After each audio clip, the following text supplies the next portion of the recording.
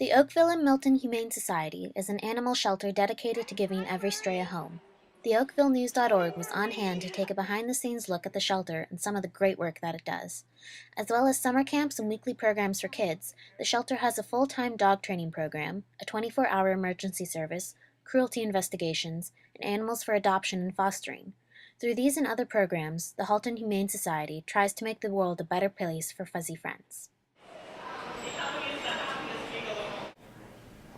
The Oakville and Milton Humane Society is a little rare in the sheltering world. We're a high-intake, low-euthanasia shelter, which means that we have the animal control contracts for Oakville and Milton, which means we take in all of the stray dogs and cats. And then after they've done their stray time under their local bylaw, they become part of our Humane Society family. And as a Humane Society, we are dedicated to finding them a home, however long that takes. So they will be part of our shelter family until we find them the perfect new family, which means you'll see a lot of more animals in the shelter here than you might in other shelters. One of the things that's really special about the shelter is our dog program. Every year in the summer, in June 27th this year, there's an event called Cause for Paws held at Appleby College in Oakville. It's a martini party and auction, and it's put on by the Cause for Paws committee.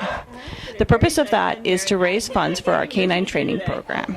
We have a full-time canine training coordinator and a canine training assistant, and it's because of the money raised at Cause for Paws. This allows us to take on dogs that a lot of shelters would have to say no to. A lot of stray dogs would never make it to our adoption floor without the work of our coordinators and without the funds raised by Cause for Paws. Spring is kitten season for the shelter. Despite the dedication of the staff and volunteers, there are often too many kittens to care for. Requiring feeding every 2 hours around the clock and lots of attention, newborn kittens are a lot of work. But that's where the fostering program comes in. Well, if you come in and apply to foster, you can choose if you want to do bottle feeders or if you want to do older kittens that don't have a mom, or you could even do pregnant moms with kittens.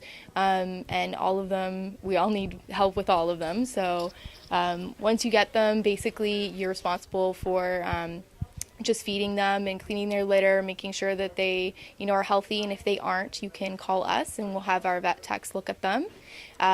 We supply all the food, we supply all the litter and everything that you need. So if you need a cage or a carrier for them so that they have a safe place to sleep at night, we provide that as well.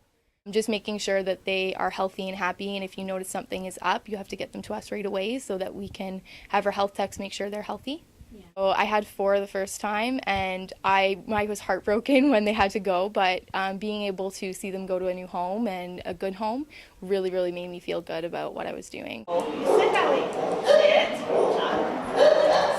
One of the downsides of working at a humane society, though some people wouldn't say so, and we love all our pets, is you end up with a lot of pets. As many as you're allowed to in the area you live, generally speaking. I've always had a passion for animal welfare. I was always the kid who was bringing home stray animals and that sort of thing. I grew up in Oakville, so the opportunity to raise money and raise profile for the shelter where we adopted from when I was a child was beyond a wonderful gift to me. I think I consider what I do a gift as opposed to just simply a job. It's never easy. I think anyone who's ever lost a pet, it's never easy. Whether you've had the pet for a year or 10 years or 12 years, they find a way into your heart right away, generally speaking. It doesn't take, usually by the end of the first day, they've found their spot in your heart. So it's never easy. But you know what? There are so many wonderful days with a pet that that last day, while it's a sad one, is just that one sad day.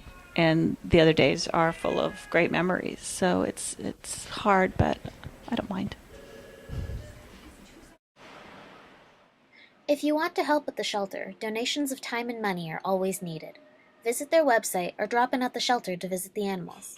This has been Kaity Wuebbolt for the OakvilleNews.org.